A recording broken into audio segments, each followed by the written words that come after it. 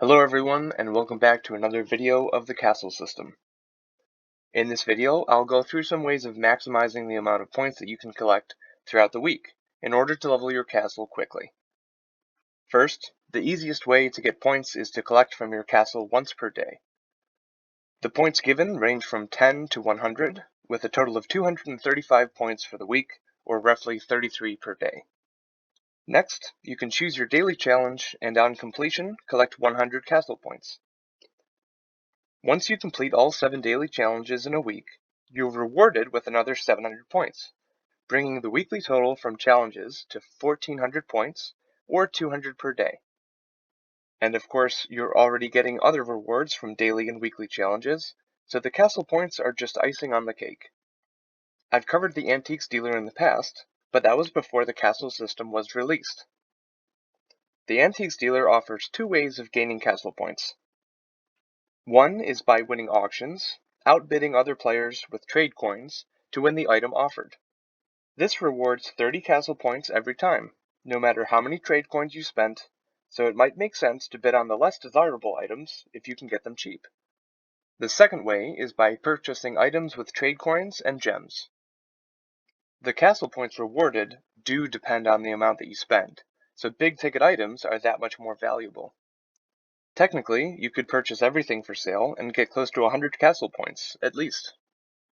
You could also outbid for every item at auction, which take place every 2.5 hours, and be able to make over 100 castle points on that as well. Now you get to ask yourself if you're a lover, or a fighter, or possibly both. I suggest being both, because for the first 15 fights and negotiations each day, you're rewarded castle points, starting with 30 and decreasing by 2 every time. This will give you a total of 480 castle points every day, 240 for fighting and 240 for negotiating. Hopefully, you'll have enough units and goods to keep this up every day, but if not, at least do the first 5 of each, since this gives 130 castle points, or more than half. And as far as where to find these fights and negotiations, the easiest would probably be the Guild Battleground. It runs for almost 2 weeks. For me, it's Thursday to early Monday morning, so I almost always have opportunities for castle points. Then on the off days, Tuesday and Wednesday, I can use Guild Expedition, which has 64 encounters, although I only need 60, 30 each day, 15 for each action each day. Speaking of Guild Expedition, it also gives castle points. The first level gives 15 points for every 4th encounter, with the following levels giving 30, 45, and 60 respectively. This gives a total of 600 points a week, or about 85 points a day. Finally, the second easiest but definitely the most expensive way of getting points is by buying diamonds, or packages. The approximate return is 500 points per dollar spent, but it depends on what offer you purchase.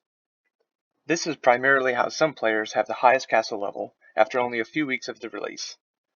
But let's assume you want to keep the game as free to play as possible and see what your weekly gains will be. Adding everything up, with some assumptions for the Antiques dealer, like a few purchased items and a win or two at the auction, you can expect to get around 5,700 castle points per week. At that rate, you can reach level 5 in less than 6 weeks. Unfortunately, higher levels will definitely take a little bit longer.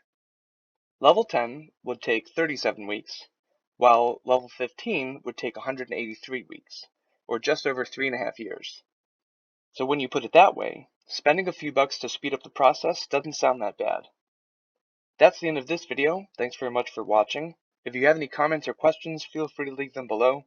If you enjoyed the video or want to see more, please like and subscribe. And as always, keep on jamming.